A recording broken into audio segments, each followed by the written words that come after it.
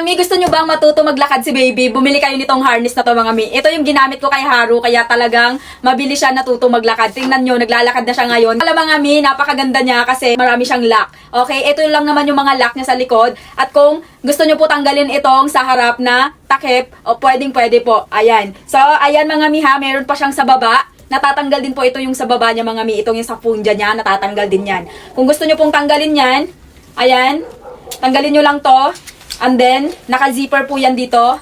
Kaya talagang matibay siya mga mi. Okay? Matibay yan. Pwede nyo siyang tanggalin dyan. And then, nakaganyan lang. Okay? So, free yung mga hita ni baby maglakad. Okay? Ayan mga mi. Napakaganda. Available to mga mi sa iba't ibang kulay. Napakaganda nitong baby harness mga mi kapag tinuturuan natin si baby maglakad. Kasi, hawak-hawak mo to.